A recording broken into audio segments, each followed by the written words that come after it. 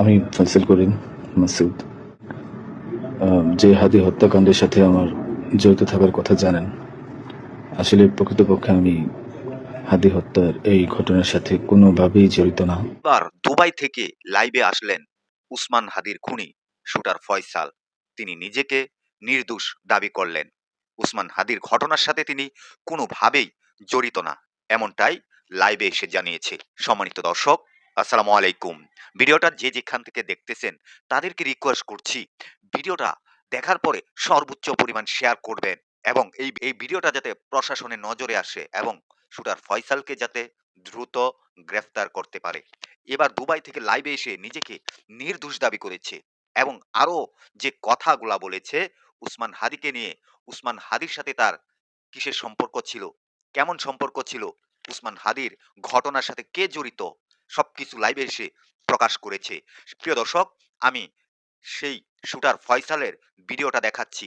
আপনাদেরকে রিকোয়েস্ট করছি শেষ পর্যন্ত ভিডিওটা দেখে আপনাদের মূল্যবান মন্তব্য কমেন্টে জানাবেন এবং ভিডিওটা সর্বোচ্চ পরিমাণ শেয়ার করবেন এবং এই ভিডিওটা যাতে প্রশাসনের নজরে আসে। প্রিয় দর্শক, চলেন আমরা সম্পূর্ণ শুটার ফয়সালের মুখ থেকে গুরুত্বপূর্ণ আলোচনাটুকু শুনে আসি।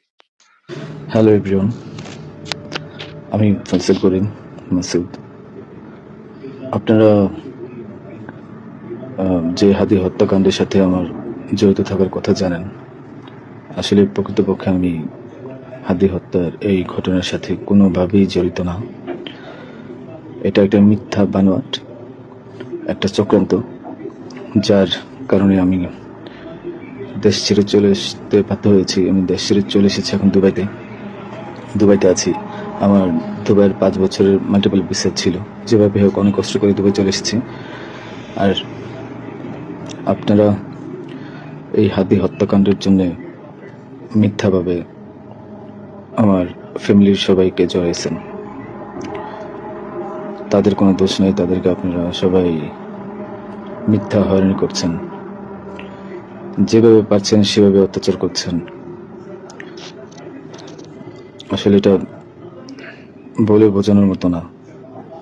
আপনারা অনেক অত্যাচার করছেন, মিথ্যাভাবে তাদেরকে ফাঁসিয়েছেন, আমাকে ফাঁসিয়েছেন। হ্যাঁ, হাদির সাথে আমার সম্পর্ক ছিল। আমি গিয়েছিলাম তার অফিসে যাওয়ার পিছনে কারণটা হচ্ছে, আমি যেহেতু ব্যবসা করি, আমার একটা আইটি ফার্ম আছে, তো দীর্ঘ 10 বছর ধরে বিজনেস করছি।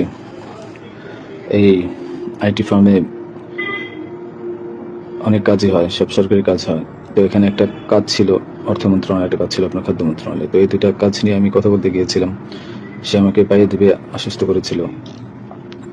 আমি তাকে 5 লাখ টাকা দিয়েছি, অগ্রিম চেয়েছিল, এবং তার এই যে আপনার যে প্রোগ্রামগুলো, এগুলোর ডোনার হিসেবে আমাকে থাকতে বলেছিল। আমি থেকেছি এবং তার প্রোগ্রামগুলোর জন্য যত টাকা লাগতো আমি দিয়েছি, এবং লাস্ট যেদিন শুক্রবার, ওই দিনে তাকে আমি 10,000 টাকা দিয়েছি তার ওই প্রোগ্রামের জন্য। এখন কথা হচ্ছে, আমাকে মিথ্যাভাবে ফাঁসানো হয়েছে। এগুলো যেহেতু হাদির সাথে জামাতের একটা কানেকশন আগে থেকেই ছিল,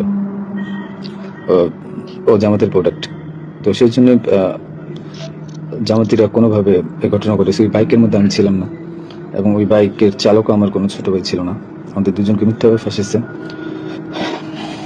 এখন কি বলবো, এই জন্য আমার পরিবার ভুক্তভোগী। আমার পরিবারকে আপনারা মিথ্যাভাবে এত জঘন্যভাবে যে অত্যাচারগুলো করছেন, এটা আসলে কাম্য না।